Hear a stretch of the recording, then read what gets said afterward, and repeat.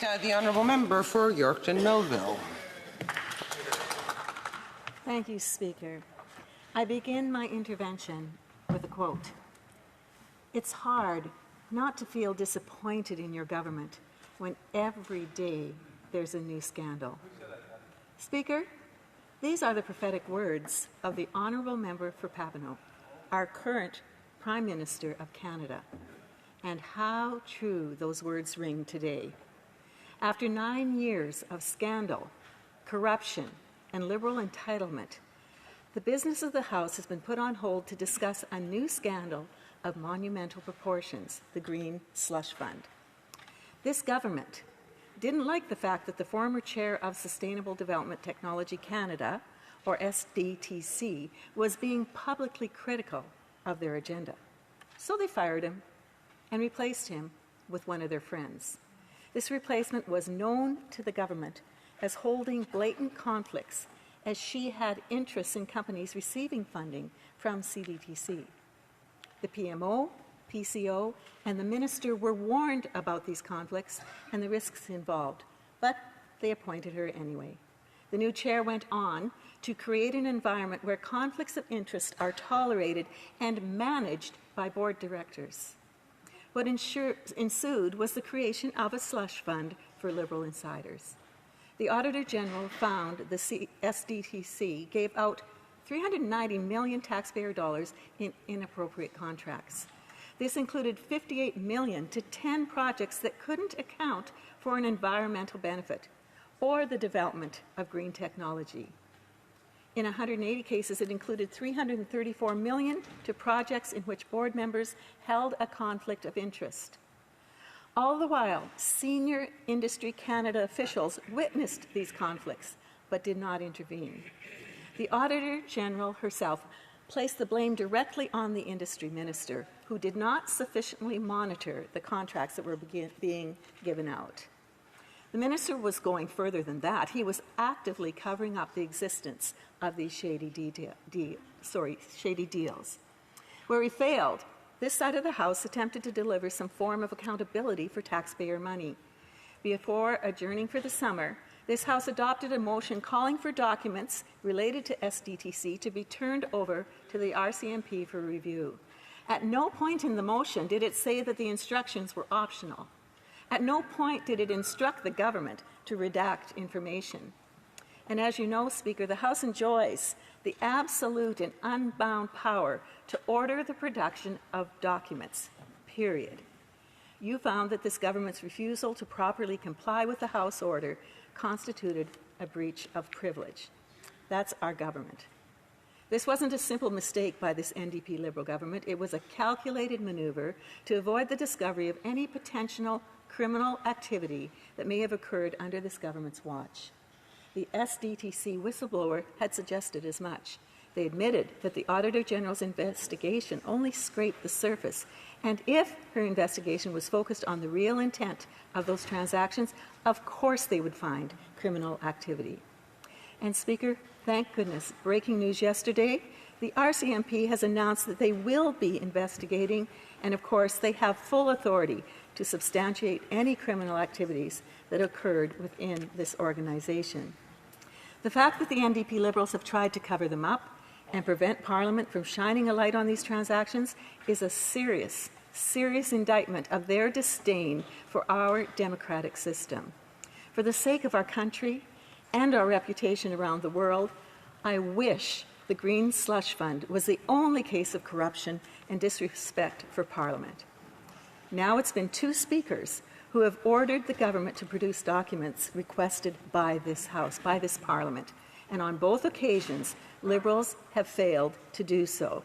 The former Speaker found that the Liberals breached parliamentary privilege when they refused to produce House-ordered documents regarding the transfer of Ebola and Hennepa viruses from the Winnipeg lab to the Wuhan Institute of Virology, and the subsequent revocation of security clearances of 2 Chinese nationals. For the Prime Minister, the Conservatives wanted to know why 2 scientists with deep connections to the Chinese military were even able to obtain high-level Canadian security clearances and conduct work with dangerous viruses. What was this government's reaction? They thumbed their noses at Parliament. Conservatives ensured that the president of the Public Health Agency was called to the bar of the House of Commons to be reprimanded by the Speaker, something that this Parliament has not had happen in over 100 years. Also related to the pandemic was when the Prime Minister decided to use it for his own partisan gain.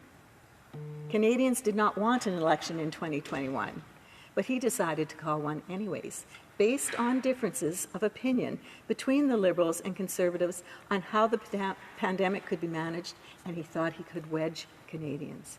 For the Prime Minister, it was his way or the highway. The Prime Minister rolled the dice, and Canadians said no way. He failed to get a majority, but destroyed so many people's lives in the process. He verbally abused, wrongfully accused, and denies culpability for the physical, the mental, and financial harms inflicted on Canadians. He realized, actually, that he couldn't make COVID vaccines his supposed ticket to a majority government if our Canadian Armed Forces members were not fully vaccinated, and so ordered our serving members, who were put through a horrific process of mandates, restrictions, and punishment, which left our ranks depleted, our men and women in uniform demoralized, and many seriously injured. The ramifications of his decisions will be felt in our armed forces for years to come. Yeah. Like a mantra, Liberals continually said over on that side of the floor that every decision that they were making throughout the pandemic was rooted in science, and they depended on medical professionals because they themselves were not. But here too, they went over the heads of all parliamentarians, over the head of the Speaker, and even the professional House of Commons nurse by denying members of this House the ability to do their jobs on behalf of their constituents in this place. When it came to vaccination status and precinct access, they pushed aside the medical professional, the nurse. The Speaker ruled that she was the only one with a professional medical authority to make public health decisions for members of Parliament and House of Commons staff. The Speaker also ruled that the Board of Internal Economy had overstepped its mandate in its vaccine requirements in this place. And that is when this Prime Minister, for overt personal political purposes, blatantly overrode the scientifically supported public health decisions of the House medical professional and took his own Liberal Speaker to court for daring to do his job without partisan political interference. And then there's a time I'll never forget, the first debate that I participated in that sought to remove the government's accountability to this House. It was in regard to the environmental framework. The bill sought to give sweeping power to the minister and accountability to an advisory board. Today, with the Green Slush Fund, we're certainly hearing how good that works out for us when one minister has a little bit too much of himself. Somewhat alarmed over this, I questioned the freshly minted member from West Vancouver, Sunshine Coast, Sea to Sky Country, about this board. Like, what was it going to look like? How many would be on it? Where were they going to come from? And what would their credentials be to give Canadians confidence? What would their mandate be? How long would they serve? Questions like that. Well, the member could not wait to rise and say, the board's already been chosen. With debate barely initiated in this House, the deed was already done.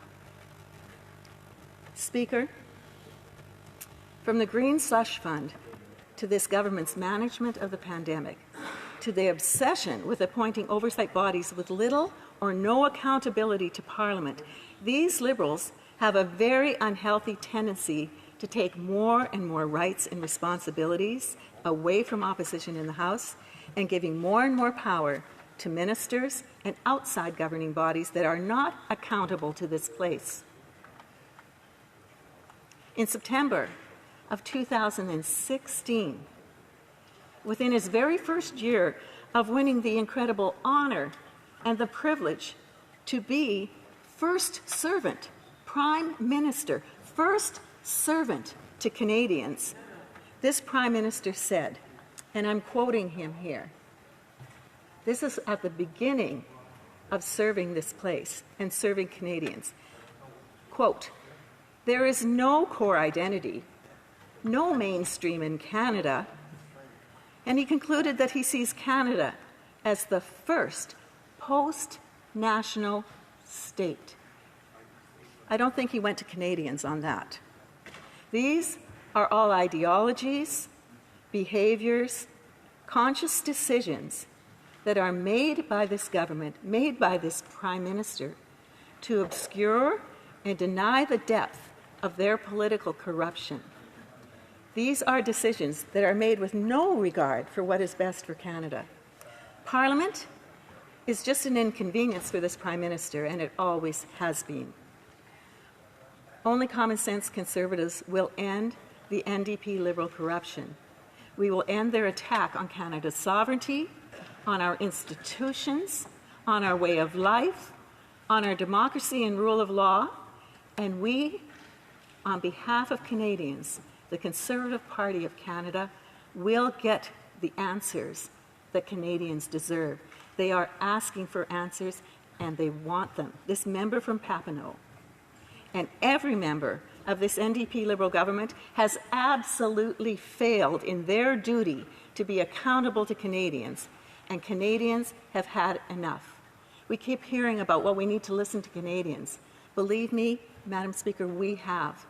They only have one thing that is absolutely top of mind, and that is to remove this Prime Minister and his corrupt government.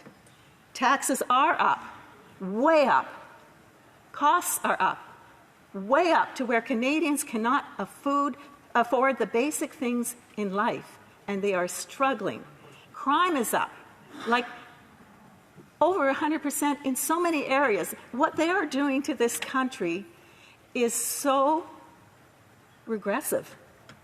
It's regressive. It's not progressive. It is regressive. It is destroying our nation. And Canadians are saying their time is up. The vast majority of Canadians want a carbon tax election, and for them, we'll bring it home. Hear, hear.